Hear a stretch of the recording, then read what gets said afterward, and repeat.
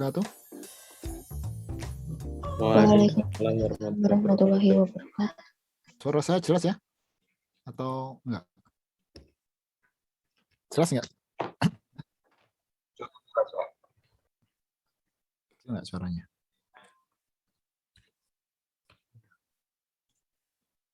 Oke, kita mulai ya. Ini saya sambil nyambi karena di kampus sedang ada acara apa namanya? Disnatalis ya.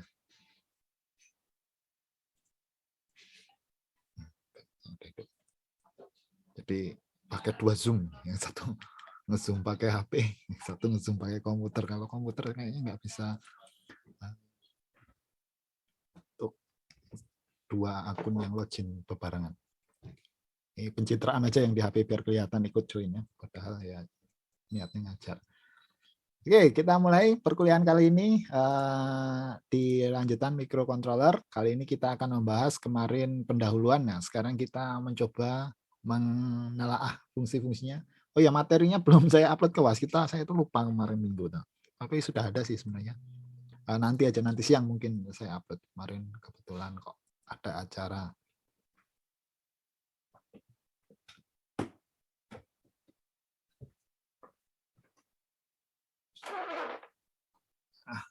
Gini, lebih baik. Selamat hari Senin ya. Ini adalah tanggal 11 bulan 10, yaitu bertepatan dengan Dies Natalis Amicom, hari lahir Amicom ya, yang ke-27. Silakan nanti ikut memeriahkan pakai tweet bond mana ya linknya tweet bond ya. Ya nantilah gampang saya share pakai tweet bond kalau mau memeriahkan. Atau sudah punya link tweet bondnya? Saya carikan ya. Sudah Pak, sudah. Sudah ya? Nah itu silakan di-share itu, dipakai. Kalau kita kuliahnya misalkan offline, kalian kan belum pernah ya, kalau Fasdis ya. Duh, sedih rasanya ya. Sudah punya dek tingkat tapi belum pernah merasakan menginjak parkiran di Amikom ya. Jadi kalau offline itu biasanya kalau seperti ini itu akan ada bagi-bagi nasi kotak gratis. Wah itu cepat-cepatan, biasanya mulai jam 10. Jam setengah 11 udah habis tuh, langsung ludes gitu aja. Biasanya pas saya ngajar tuh, saya nggak pernah kebagian. Tapi ramenya bukan main. Biasanya ada di depan gedung 7, depan gedung 6, antara perpustakaan itu. Kemudian di basement gedung 4, di depan gedung 4, sama di depan gedung 3 biasanya ada di situ. Lokasi kardus gratisnya, kardus makanan. Ada yang apa? Ya orang greedy ya, serakah itu. Ambil 4 gitu, bawa pulang ke kosan. Wah lumayan nih seharian nggak jajan. Nah, jadi buat sarapan, makan siang, sama makan malam gitu kan. Ambil 4. Yang satunya nggak tahu nanti buat siapa. Buat bukosnya mungkin. Itu kalau keseruan offline ya. Dan ada event-event lainnya kalau offline itu. Nggak usah presensi manual. Dari kemarin tuh saya bilang nggak usah presensi manual. Kalau nggak bisa presensi lebih baik nggak usah presensi ya. Saya tuh males kalau ada chat, Pak mau presensi manual, saya nggak akan menghitung presensi. Silahkan kalian nanti nggak usah presensi, mending nggak usah presensi. Soalnya nggak pernah saya hitung ya. Seperti semester lalu itu kan saya nggak hitung presensi, nggak ada di kolom penilaian, nggak ada perhitungan presensi ya. Jadi hajar saja. Nah itu bisa pakai bot tele. Nah, silahkan di-share Mas Bagja bot telenya di boleh. Ya. Karena menurut saya presensi juga nggak efektif kalau online seperti ini ya. Toh kalian bisa saja ngakunya kuliah tapi aslinya sedang nonton yang lain itu kan, sama seperti saya ini ngakunya datangin Dies tapi sedang ngajar kan. Nah, jadi kelihatannya wah ikut rapat dan lain sebagainya tapi aslinya ngajar. Bahkan saya nggak mendengarkan itu pada ngomong apa, nggak tahu.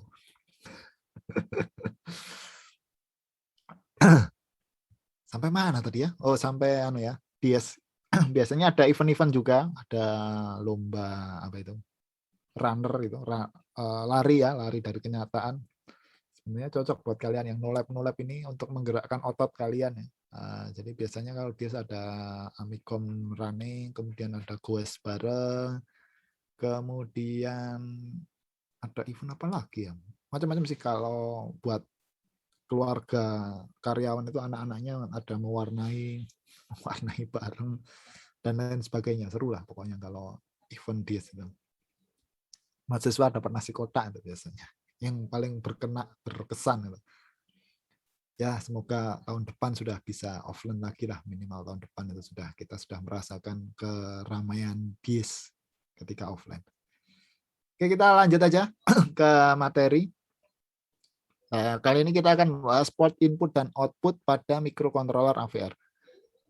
Saya rasa ini kalian juga pernah dapat di komunikasi data praktikum ya, untuk penggunaan, contoh penggunaannya ya.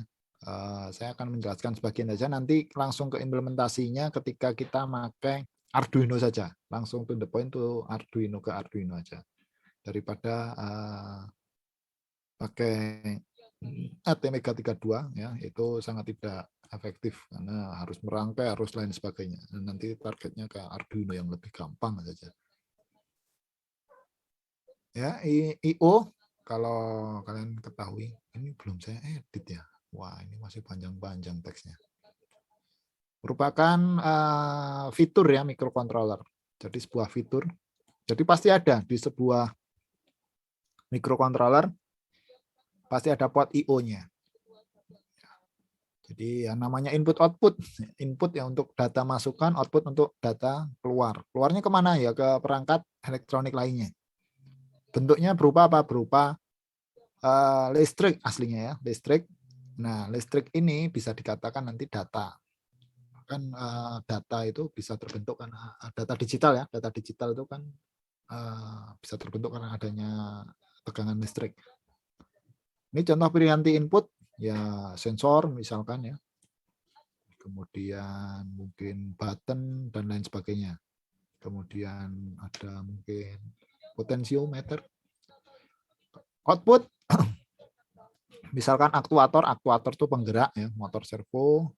Kemudian komponen display ini berupa lampu, bisa LED, bisa LCD, bisa dot matrix, bisa komponen penghasil suara atau buzzer, nah, macam-macam. Jadi outputnya bisa macam-macam ya. Dari aktuator atau pokoknya yang bergerak-gerak itu namanya aktuator.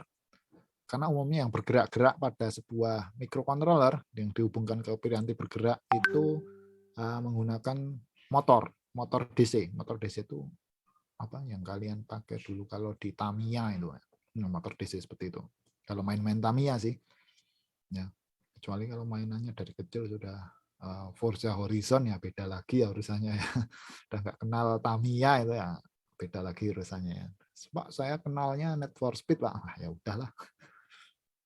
Komplit lah, no lab-nya itu komplit gitu.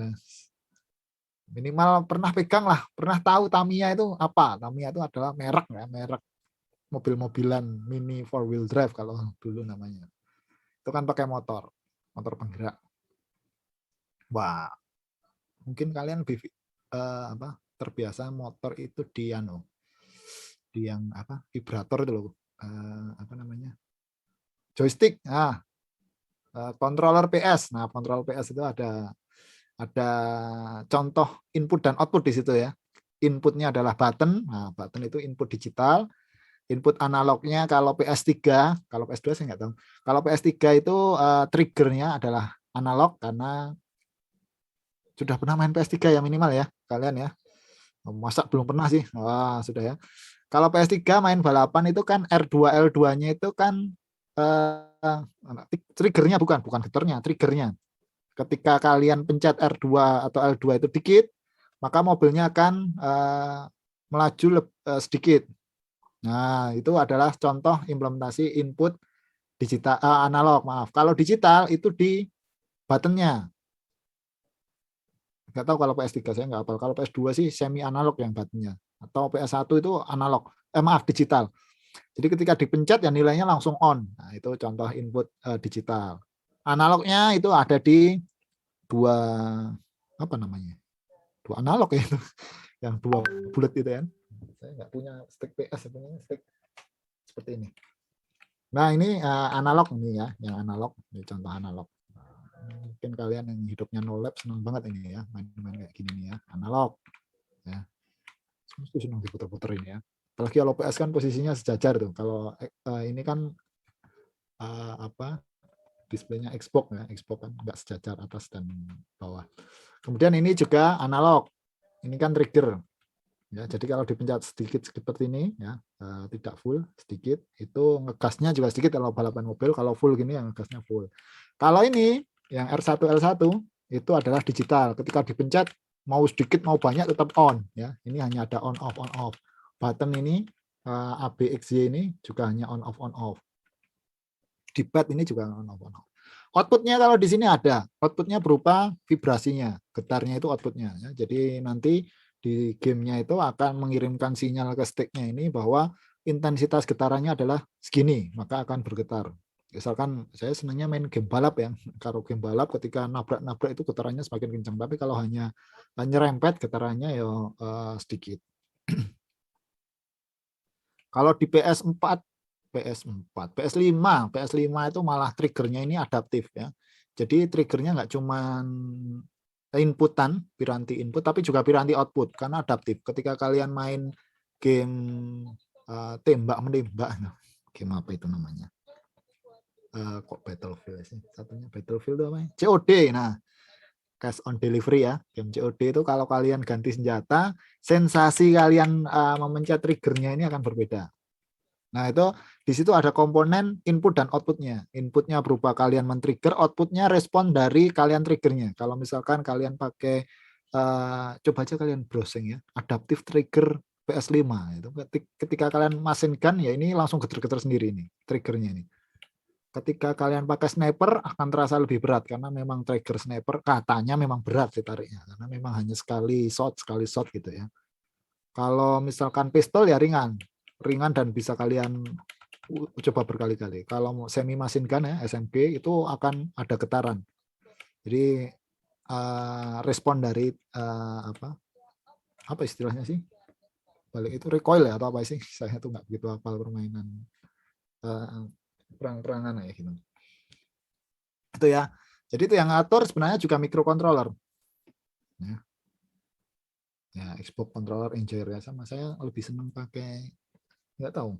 Kalau pakai PS tuh menurut saya jempol kiri saya terlalu sibuk nanti. Enakan pakai sini karena jempolnya saya itu agak panjang, jadi kalau main balapan tuh enak kalau jempolnya agak naik. Saya lebih suka model Xbox ini daripada PS sih. Apalagi yang stick Xbox Ori itu. Enak sekali itu dipegang, tapi ini nggak enak di dompet ya. Mau beli itu ya tahu-tahu istri marah ya. Saya lebih beli Rexus ini aja udah seneng, rasanya enak sekali daripada beli stick KW harga 80 ribuan itu. Mending Rexus ini mahal dikit, paling berapa ini? 120-an lah kalau nggak salah. Ya, tapi lebih enak menurut saya. Apalagi stick Xbox Ori itu ya, itu sekitar 700 tuh. Gimana enaknya itu. Kecuali kalau kalian main FPS tuh nggak enak ya pakai stick ya, enaknya pakai mouse dan keyboard. Mouse-nya juga yang mouse ada makronya dan sebagainya itu ya. Jadi bebas recoil, tapi nge-cheat ya bebas recoil itu ya. Tahu-tahu di ban nanti. Mouse saya ini ada fitur bebas recoilnya, tapi nggak pernah saya pakai karena harus beli softwarenya. Benar-benar kapitalis, jangan beli mouse merek Vortex ini sudah beli. Memang mouse-nya murah, tapi softwarenya yang custom untuk bebas recoil dan lain sebagainya itu ternyata trial, harus beli. Itu ya contoh penggunaan input output yang mungkin sehari-hari kalian temui, atau mungkin ada yang lain lah yang sudah biasanya kalian temui. Contohnya di HP mungkin ya, tapi di HP bukan lagi microcontroller yang mengontrol ya, sudah berupa mini komputer, mikroprosesor. Nah, kalau di ATmega32, kita lanjut ATmega32, itu dia memiliki 4 buah port. Saya harap kalian masih ingat ya, A, B, C, dan D. Setiap port memiliki 8 kaki. Nah, artinya 8 kaki ini adalah 8 bit microcontroller. Nah, ketika ada port A, B, C, D, dia port A hanya memiliki 4 kaki, berarti dia 4 bit microcontroller. Kalau 8 kaki, 6 bit microcontroller. 8 bit aja sudah punya 8 kaki, ngodingnya lumayan ribet ya. Bayangkan sebuah prosesor 64 bit. 64 bit itu berarti kakinya ada 64 per port. Ya, sebuah prosesor 64 bit. Oh, itu baris codingnya seperti apa panjangnya, lebar datanya seperti apa, kecepatannya seperti apa ya. 8 bit aja sudah bisa mengatur 8 kaki ini secara bersamaan dalam satu cycle. Prosesor 64 bit ya, dia 64 bisa satu cycle, apalagi kalau 4 core berarti kali 4, 64 kali 4 masih hyper threading lagi kali 2. Itu luar biasa kan. Jalur datanya di situ. Kecepatannya miliar lagi gigahertz, bermiliar-miliar kecepatannya. Luar biasa cepatnya. Imbas dari kecepatan yaitu panas. Nanti biasanya kalau prosesor pasti butuh pendingin karena saking cepatnya kan panas. Kalau microcontroller ya kecepatannya hanya paling 12 MHz, ya nggak panas-panas amat. Paling ya hangat-hangat tai lah. Hangat-hangat tai ya. Lagi apa ini? Pembukaan. Nah, secara keseluruhan nanti bisa dikatakan ya ini 8 kali 4 sama dengan 32. Ya, ATmega 32 makanya namanya ATmega 32. 8 bit microcontroller 32 ini jumlah kaki keseluruhan biasanya. Kalau ATmega 64 ada enggak ya ATmega 64? Ya, seperti itulah. Ini ya contohnya. Jadi kenapa di sini 40? Ya, kan enggak semua kakinya adalah kaki port. Ada kaki ini VCC contohnya. Kaki VCC, kaki reset, ya, kaki ground. Nah, ini kan ground. Nah, groundnya ada 2. AVCC, RF. Nah, ada beberapa kaki tambahan. Ini 6 ini ya, kaki tambahan. Nah, enggak 6, 8. Ini ada communication ya, external 2 dan 1. Nah, ada 8 kaki tambahan sehingga ya jadi 40. Dan perlu diperhatikan kalau DIP seperti ini DIP ya, dual inline package. Jadi ada dua baris ya, 2 baris kakinya. Itu pasti kakinya genap. Ya, karena pasti dikali 2 ya, di sini 11, di sini 11 jadinya 22. Seperti itu. Penggunaan sebagai output nih ya. Tadi setiap kaki ini, setiap di port A, port B, port C itu bisa digunakan baik sebagai output maupun input. Kalau output ya namanya output jalur keluar ya. Jalur keluar, cara mengaturnya harus di setting secara program. Yaitu mengatur DDR. Masih ingat kalau di ATmega 32 mengatur DDR? Saya rasa masih ingat ya. Di atas itu DDR-A sama dengan 0B bla bla bla bla bla bla ya. Mau input atau output 0, mau 1 atau 0. Contoh ini di samping saya tadi mencontohkan yang lain. Nah, ini contohnya yang umum ya. Motor, driver motor, motor DC, display, LED, dot matrix, LCD, 7 segment, dan lain sebagainya. LED array, RGB LED, dan lain sebagainya. Kebalikannya, input ya Prianti masukkan. Ya, sama, menggunakan port yang sama bisa buat jalan masuk maupun jalan keluar. Salome, satu lubang rame-rame, bisa untuk masuk, bisa untuk keluar ya. Ya, intinya mengatur DDR-nya, data registernya. Kalau di ATmega. Kalau di Arduino, ya tinggal ketikkan pin mode. Ini contohnya ya, biasanya umumnya berupa sensor. Umumnya. Yang simpel ya push button ini. Push button atau mungkin potentiometer. Nah, itu contoh inputan yang simpel, sangat simpel. Nah, ini pengaturannya pakai DDR kalau di ATmega. Pengaturan I/O mengatur arah, ya, arahnya fungsi port. Mau menjadi masukan atau keluaran. Caranya dengan DDR nih, Data Direction Register.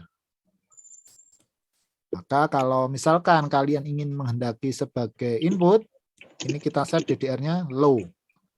Kalau output, kebalikannya, maka DDR-nya 1. Contohnya seperti ini.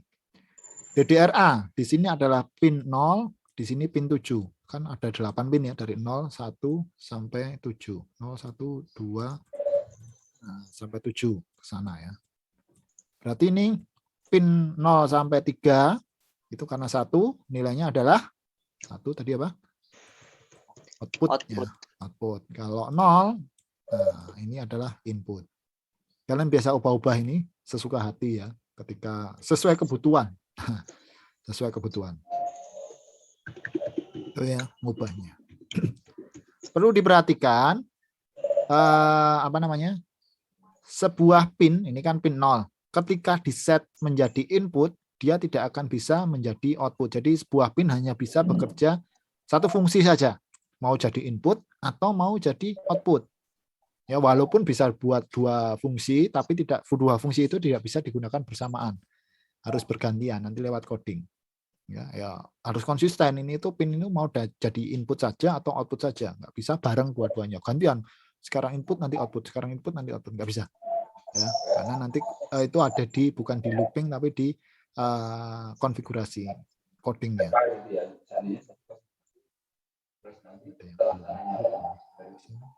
Mute all ini gimana ya? Partisipan mute all. Yes. Nah,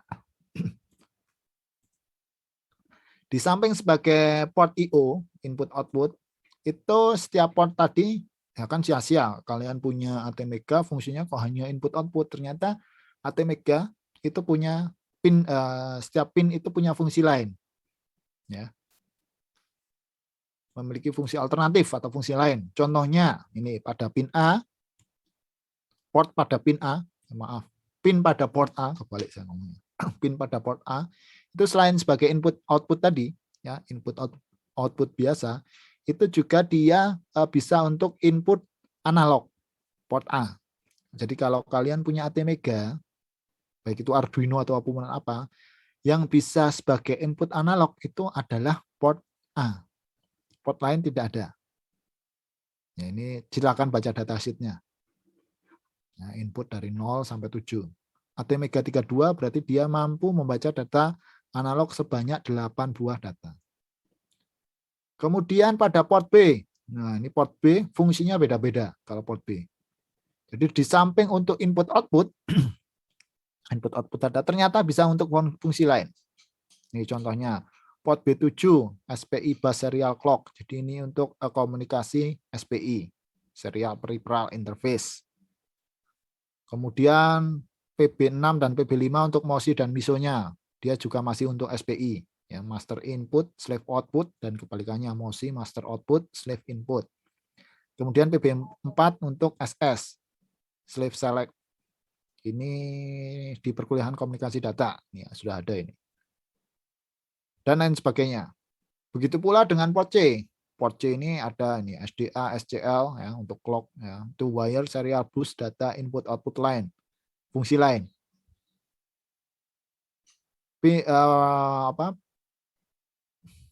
Port D juga memiliki fungsi lain. Ya. Ada interrupt, ya, komunikasi USART. Nah, ini biasanya dipakai di Arduino pin 0 pin 1 ini, TX, RX ini untuk komunikasi mungkin ke Wi-Fi, mungkin ke Bluetooth, atau mungkin ke perangkat digital lainnya ini nanti biasanya. 0 dan 1 di Arduino. Ya, selain untuk input output, bisa untuk fungsi lain, TX, RX. Biasanya pakai ini, USART. Ya, untuk komunikasi ke device lain yang memang butuh RX, TX. Tuh. Ya. Kemudian di samping itu tadi terdapat perbedaan ya input dan output ada dua jenis yaitu untuk analog dan digital. Ya namanya komunikasi data, namanya microcontroller, elektronika digital itu hanya ada dua data digital dan analog. Saya rasa ini nggak susah, digital input berisi biner. Kalau analog, sinyal-sinyal analog minggu kemarin juga sudah saya jelaskan, contohnya sinus, PWM, dan lain sebagainya. Digital input, ya 1, 0, saya rasa ini nggak ada kesusahan ya. Input atau masukan digital hanya 0 dan 1. 0 itu artinya 0 volt, 1 itu ya sesuai power supply-nya, sesuai karakteristik microcontroller 1 tuh. Biasanya 5 volt. Ya, jadi kalau kalian input digital, kalau 0 itu dia tidak ada tegangan, kalau 1 artinya ada tegangan 5 volt kalau digital. Jadi kalau misalkan kalian menghubungkan dengan LED, LED itu bekerja di tegangan sekitar 3,3 volt. Maka kalian butuh resistor. Kalau langsung kalian tembak dari outputnya, oh maaf ini input ya. Ya sama saja input dan output itu tegangannya 5 volt. Kalau langsung kalian tembak, itu biasanya LED-nya akan meletus. Nah, kalau input yang ini, jadi ketika 0, ya, ketika 0, dia tidak mendapatkan listrik di portnya. Itu artinya mikrokontroler dia tidak akan membaca apapun. Kebalikannya, ketika mikrokontroler mendapatkan listrik, berapapun itu nilainya, input ya, berapapun itu nilai listriknya, itu akan terbaca 1 aktif. Nah, nanti penggunaannya biasanya, penggunaannya umumnya, kalau mendapatkan listrik atau 1, itu biasanya malah dikatakan dia standby, karena nanti pakai pull up. Ya, nanti kita bicarakan ketika bahas input ya. Kalau 0 biasanya untuk aktif biasanya. Jadi kebalikannya logikanya. Ya, beda dengan saklar itu, kalau saklar kalau 0 kan berarti lampunya mati, kalau 1 lampunya hidup. Nah, kalau di microcontroller nanti kita pakai kebalikannya. Kalau 1 lampunya mati, kalau 0 baru lampunya hidup. Nah, kita bikin variasi di codingnya saja. Nanti ada tujuannya kenapa pakai itu. Nah, kalau input analog ya apa namanya? Analog itu kan variabelnya banyak. Seperti yang saya katakan kemarin kalau input analog ya. Kalau digital kan cuma 1 0. Ada listrik dan tidak ada listrik itu kalau digital. Kalau analog tidak ada listrik dan ada listrik, adanya itu nilainya berapa? Nah, ada nilainya, ada nilai sebuah tegangan. Masalahnya dalam microcontroller, ini tulisannya kebanyakan yang belum tak edit. Dalam sebuah microcontroller itu dia nggak punya atau nggak bisa membaca sebuah apa ya tegangan. Oh ini 2,5 volt, oh ini 3 volt, aslinya itu nggak bisa. Makanya butuh namanya pendiskrit sinyal. Di sini ada istilahnya ya, pendiskrit sinyal, disebut ADC, analog to digital converter. Tuh. Contohnya seperti ini. Ini seperti ini waktu ya. Jadi semuanya butuh ada waktu. Ada waktunya dihitung, ada timernya memang karena microcontroller semuanya punya timer ya. Jadi misalkan di sini, nah waktu sekian itu sinyalnya segini, maka dibuat diskrit, buat garis-garis pasti, nggak mungkin dibuat lengkung. Nah garis-garis pasti ini nanti akan diubah sesuai dengan resolusi ADC. Berapa bit sih? Contohnya kalau 10 bit, ini 10 bit memiliki rentang 0 sampai 1023. Artinya apa? Artinya ketika ada di sini, nah ketika ada di sini, itu nilainya nanti 0. Ya. Ketika ada di pojok atas, itu nilainya 1023. Bukan volt berapa volt. Nah, nanti kita ngoding baru kita ubah nilainya. Jadi semakin tinggi bitnya, kalau sampai 32 bit, nah itu semakin sensitif ini nilai pembacaannya ADC. Nah, seperti itu. Contohnya. Nanti akan ada contoh gampangnya. Ini contoh ya. Pin ADC berfungsi pengubah sinyal analog menjadi output digital sehingga mudah diolah dan dapat diukur. Intinya nanti dapat diukur karena memang ada value-nya dan nilainya. Enggak cuma 1 0.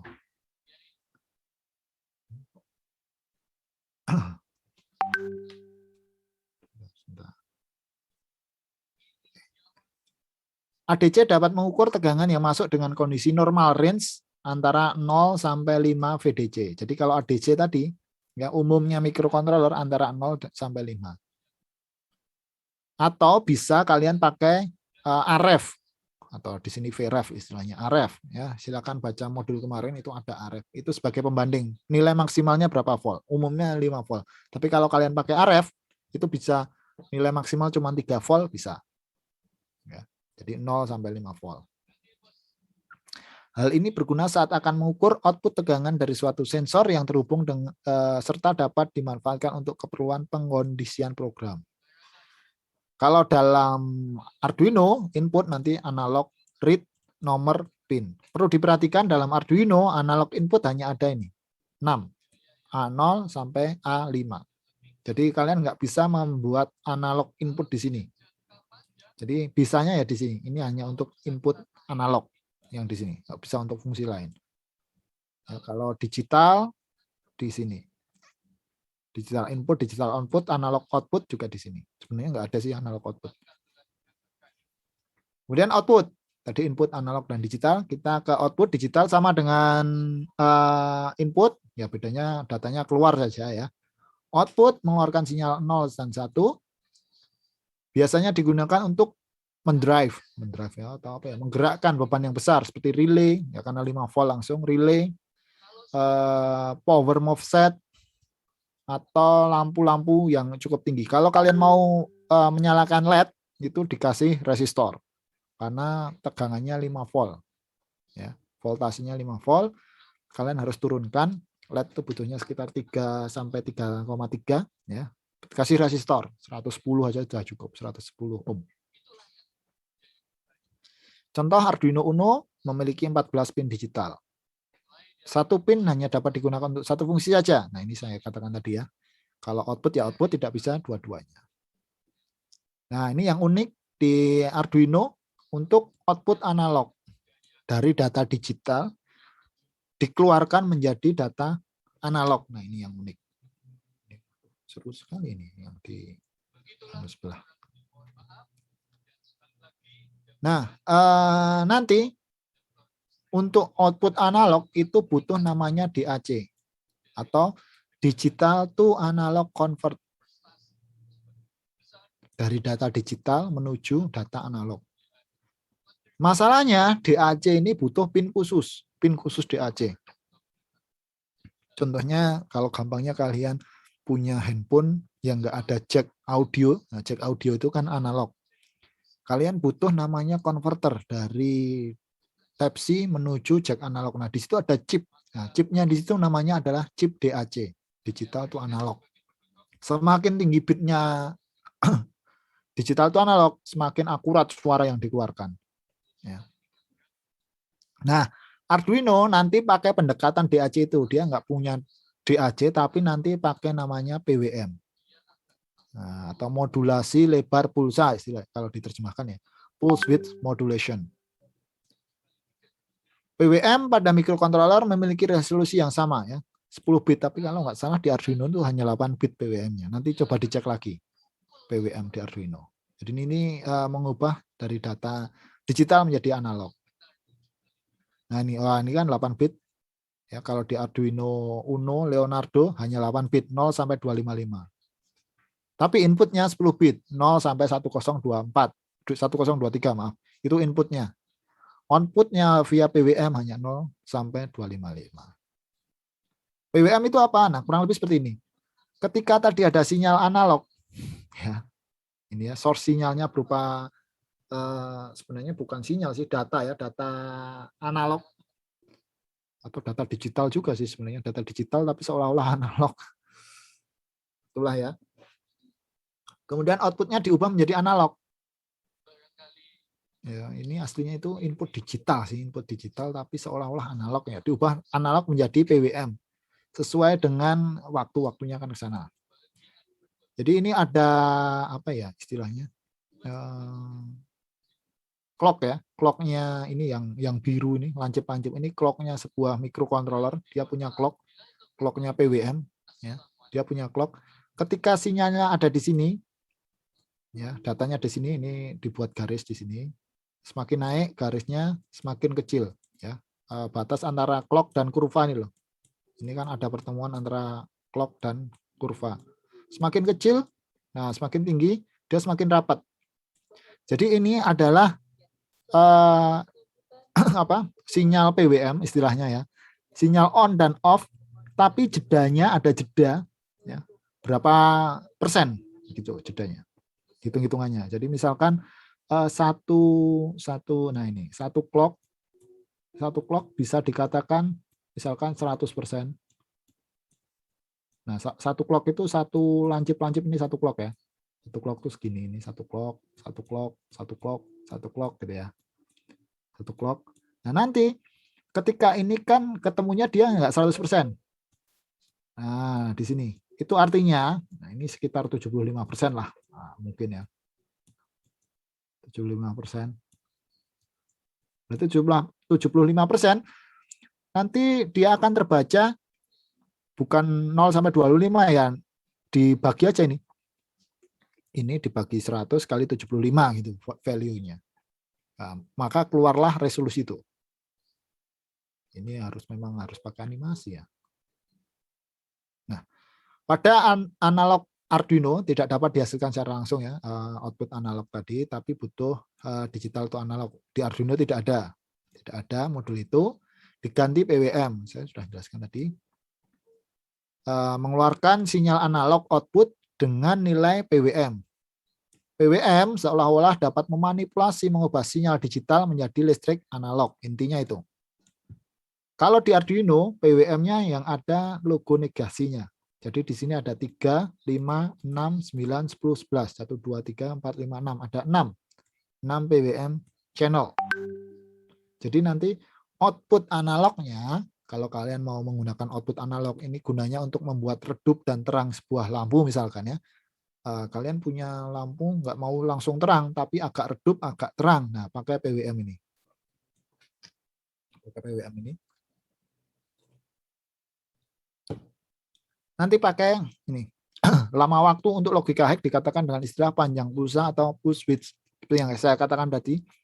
Ketika sebuah clock, ya, misalkan satu, nah, ini ada 3 buah clock.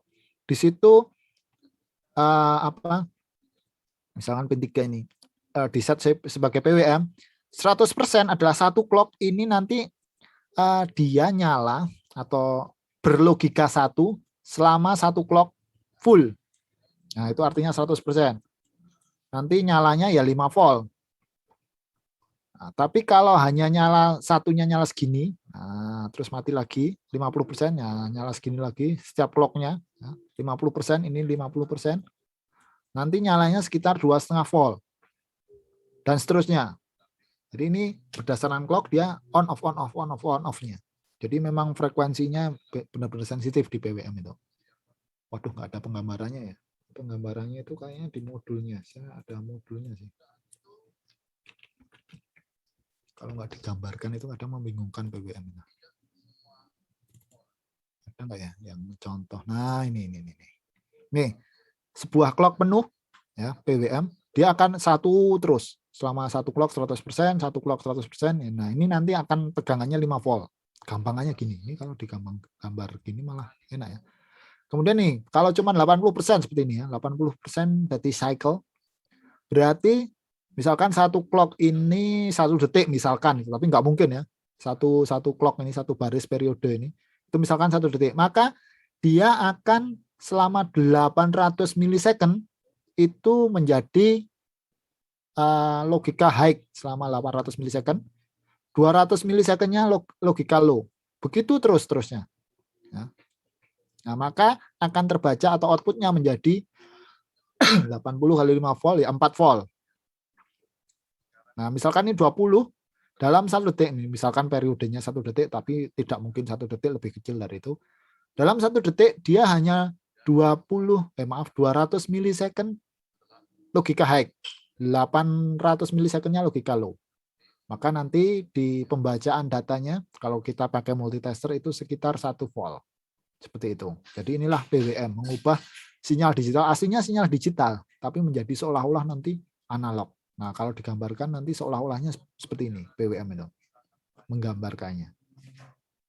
Ya. Jadi kalau segini, nah nanti ini. Ada kerapatan PWM-nya yang berbeda-beda. Mewakili gelombang sinus ini. Untuk PWM. Ini PWM memang kalau nggak terbiasa mungkin agak sedikit memusingkan. Nah, ini contoh lagi. Average voltage. Nah, ini digambarkan ya. Kalau 0 duty cycle, nah voltasenya bisa jadi hanya 0. Kalau 25 tadi ya, 250 milisecond hidup dan 750 milisecond mati, kalau diukur pakai multitester sekitar segini. Kalau 50% sekitar segini ya. Jadi ini ada hitung-hitungannya. Nah ini ada node-nya time millisecond. Satu ini hanya 2 millisecond. Kalau 500 Hz tergantung nanti frekuensi si chipnya. Nah, rata-rata sekitar 2 millisecond satu. Saya kan tadi menggambarkannya kalau 1 detik ya, 1 detik itu sangat lama sekali ya, nggak mungkin lah 1 Hz sebuah PWM frekuensinya 1 Hz bunuh diri itu namanya. Rata-rata tergantung nanti kecepatannya berapa Hz. Tuh. Sampai di sini mungkin ada pertanyaan, silakan. Terlebih tentang PWM. Ini PWM untuk output. Permisi Pak, Ya, saya mau silakan. nanya. Ya. Kalau untuk PWM ini Pak, dalam satu cycle-nya bisa hidup mati gitu Pak? Ya. Dalam satu cycle kan kayak yang digambar ini Pak, satu cycle-nya kan mati, terus ada yang hidup, terus hidup lagi ya. Nah, seperti ini. Nah, bisa nggak kalau misalkan dalam satu cycle itu ada yang hidup, terus mati, hidup lagi gitu? Ya bisa. Oh, maksudnya dalam satu cycle ini Iya, hidup, dalam satu cycle. Terus ini mati, terus hidup di sini? Iya, gitu Pak. Oh, nggak bisa. Jadi cycle dalam ini sudah sesuai ketentuannya seperti ini. Jadi satu cycle dalam sebuah PWM, satu periode ini, itu hanya ada 2 variabel hidup dan mati saja. Tidak menjadi hidup mati hidup itu nggak bisa, atau mati hidup mati itu nggak bisa. Ya, jadi nilainya pakai persen. Kalau 20%, ya, cuman 20% hidup, 80%-nya mati. Itu satu periode. Itu sudah ada di Arduino, sudah ada di microcontrollernya sudah ada konfigurasinya, dan itu sudah akurat, pasti nggak akan berubah. Jadi nggak mungkin kalau sampai dia hidup mati hidup itu error timernya, ya terjadi masalah nanti di PWM-nya. Seperti itu Mas. Tadi yang tanya siapa ya? Mas siapa? Iya, makasih. Mas siapa yang tanya? NIM-nya berapa Mas? 20 11 3325. 3325. Oke. Ini suara yang piano nggak kedengaran kan ya? Oke, ada lagi pertanyaan?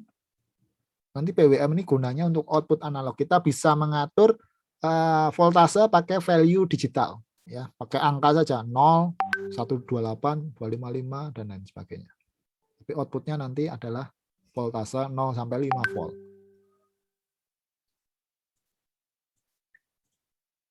Nah, kalau tidak ada lanjut. Nah, ini contoh output. Saya rasa ini juga dulu sudah pernah didapat. Nah, LED array masih ingat ya? LED array ini contoh-contoh penggunaan, ya.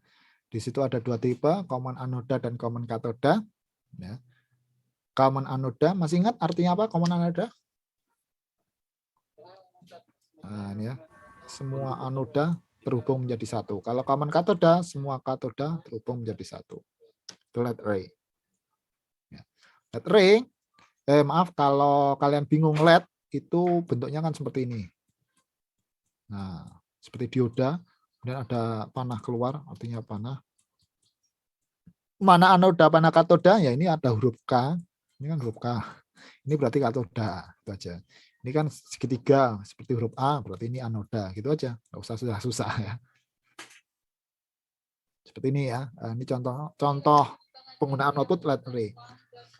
LED array, pertanyaannya, buat apa sih kita repot-repot bikin LED array? Nah, seperti ini ya, LED array. Ngapain sih kita repot-repot? Itu ada implementasinya. Salah satunya nanti di 7 segment. 7 segment itu aslinya LED array, tapi disusun sedemikian rupa sehingga membentuk sebuah angka. A itu di sini, B di sini, ini sudah standar ya. C di sini, D dan seterusnya, F, G sampai H atau DP. Ini untuk titik. Jadi ada 8 pin sebenarnya di sebuah LED. 7 segment. Kalau seperti ini kan sudah terbiasa ya, lihat ya. Mungkin di jam digital atau apapun. Tapi kalau LED array seperti ini kan kelihatannya ini buat apa kita nyusun LED baris-baris seperti ini. Nah, nanti kita praktikum belajar mengontrol LED array ini. Baik itu di Arduino maupun di ATmega biasa. Ini contoh penggunaan LED array diimplementasikan menjadi 7 segment. Ini sudah standar ya, A, B, C, D. Nanti akan ada tabel truth table. Seperti ini contohnya. Ketika akan membuat angka 0, maka yang dinyalakan adalah A, B, C, D, E, F yang dinyalakan. Ya, A, B, C, D, F. Cara menyalakannya bagaimana? Tergantung tipenya. Common anoda atau common katoda. Kalau common anoda, ya, menyalakannya ini angka 1 ya. Angka 1 adalah B dan C. Kalau common anoda menyalakannya pakai value 0. Jadi yang 0 ini nyala kalau anoda. Kalau katoda yang 1 yang nyala. Ya, jadi kebalikannya.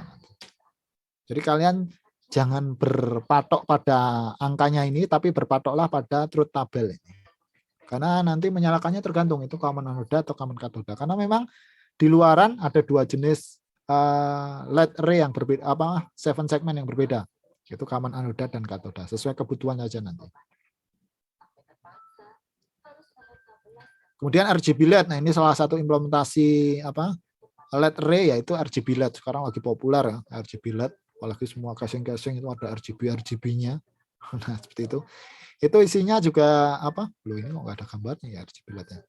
Isinya juga LED yang disusun 3 LED dalam satu buah wadah menjadi RGB. Nanti kalau RGB LED kalian mau warna-warna tertentu itu enaknya tidak pakai digital tapi pakai PWM tadi analog. Ya, dikontrolnya pakai PWM. Besok kita praktikum. Pakai ini.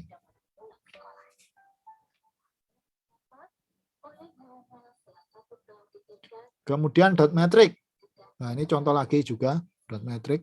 Ini agak sedikit ribet kalau dot metric ya. Contoh output dot metric ini mungkin kalian pernah lihat di jam-jam digital yang saat ini atau mungkin di masjid itu ya, pengumuman masjid. Nah, itu pakai dot metric. Itu secara konsep juga cukup ribet dot metric itu karena dia metrik. Kalau 8x8 nanti kita ngodingnya 8x8 itu. RGB LED pun kadang ribet menghabiskan pin, tapi nanti bisa kita bantu dengan I2C istilahnya ya, I2C. I2C dengan sebuah chip nanti akan membantu pemrograman kita sehingga hemat pin, hemat coding ya, pakai modul I2C, hemat pin, hemat coding. Dan hemat pikiran juga sih ya. Kita tinggal panggil library, nah nggak usah mikir coding apa macam-macam, panggil library I2C tentang apa ya. Chipnya tentang mungkin kalau RGB LED nih cari aja. Dot metric 8x8 I2C.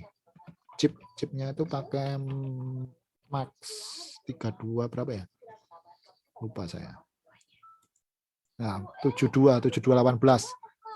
Nah, kalau umumnya dot metric itu pakai 8x8 berarti 8 dan 8 16 pin ya. Kalau 8x8 ini kan ada 8 dan 8 16 pin. Kalau kita ini kok kenceng sekali suaranya ya.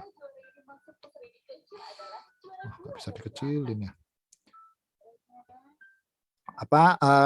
Dengan bantuan chip ini Max 72 ini chip I2C Max 7219 hanya butuh harusnya sih 2 pin ya.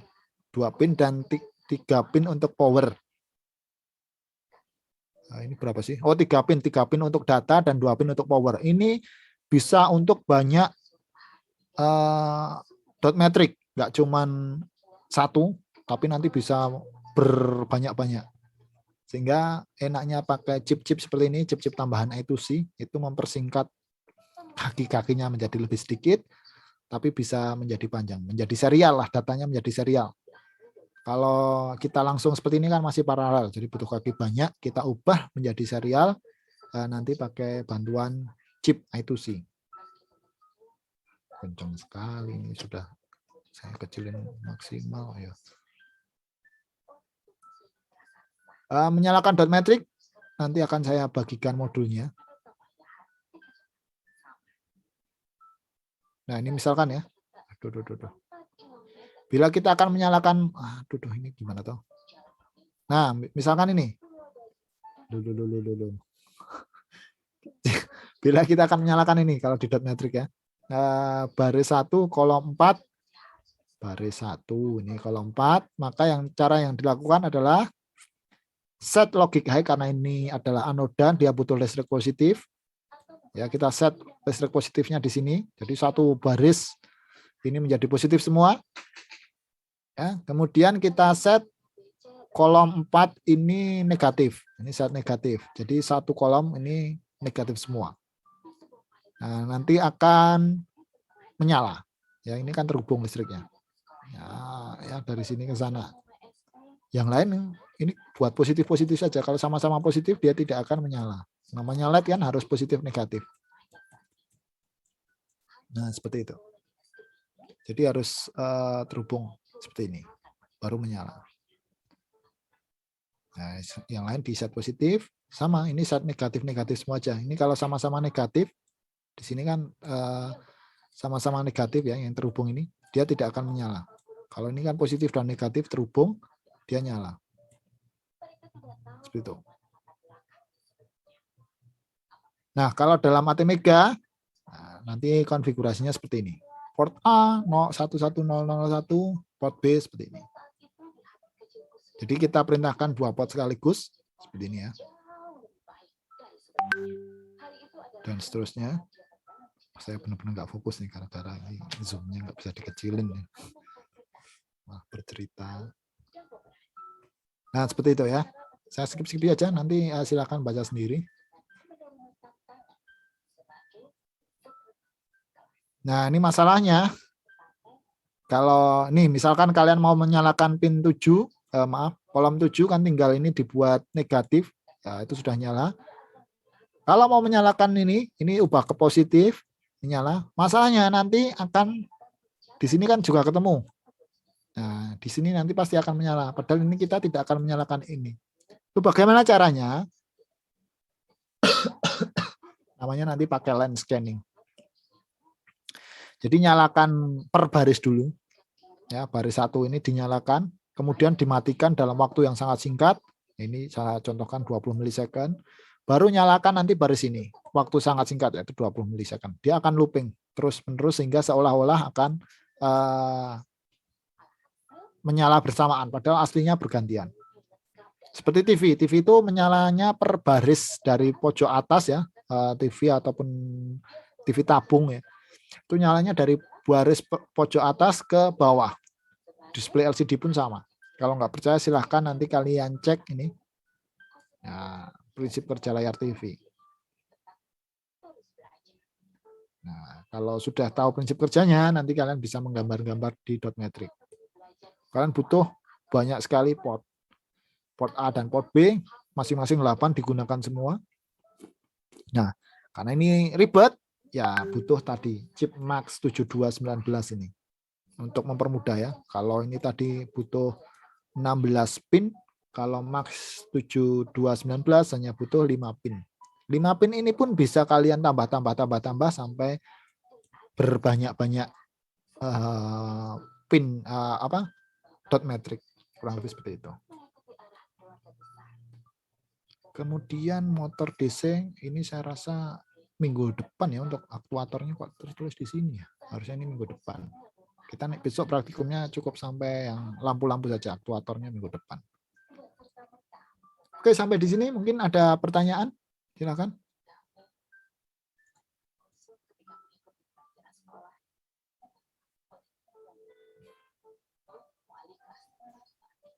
Kalau tidak ada, oke, saya akhiri ya sampai di sini. Silakan nanti lanjut baca-baca. Tapi belum saya upload di Waskita. Mungkin nanti sore saya kabari ya untuk upload di Waskita. Setelah dibaca-baca untuk persiapan besok praktikum ya. Ini saya udah nggak fokus. Gara-gara ini nggak bisa dikecilin, suaranya kencang sekali ini. Ternyata Zoom tuh nggak bisa dikecilin ya.